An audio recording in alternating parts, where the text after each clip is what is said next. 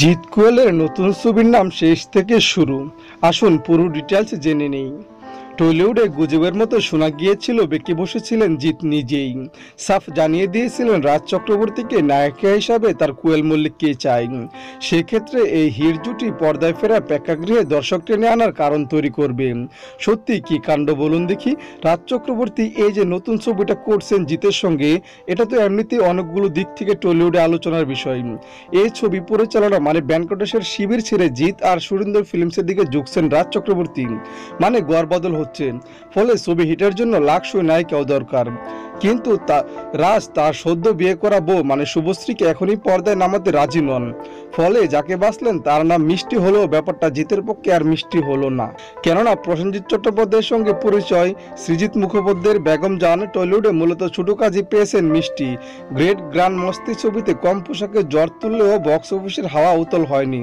ফলে জুটেছে স্রেফ বিতর্ক। সে কারণে টলিউডে গুজব বেঁকে বসেছিলেন জিৎ নিজেই। সাফ জানিয়ে দিয়েছিলেন রাজকে নায়িকা হিসেবে তার কোয়েল মল্লিককেই চাই।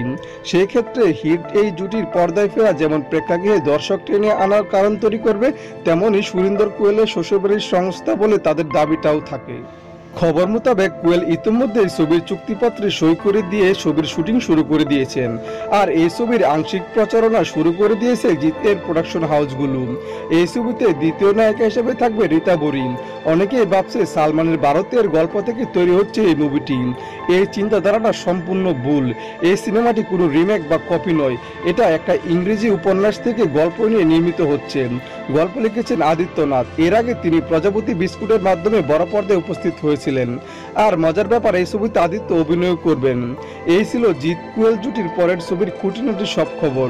যারা যারা মনে করেন এই ছবিটি নিশ্চিত ব্লকবাস্টার বা হিট হচ্ছে, তারা অবশ্যই লাইক, কমেন্ট এন্ড শেয়ার করার চেষ্টা করুন। আর এরকম জানা অজানা সব খবর জানতে আমাদের চ্যানেলের সাথেই থাকুন। ধন্যবাদ।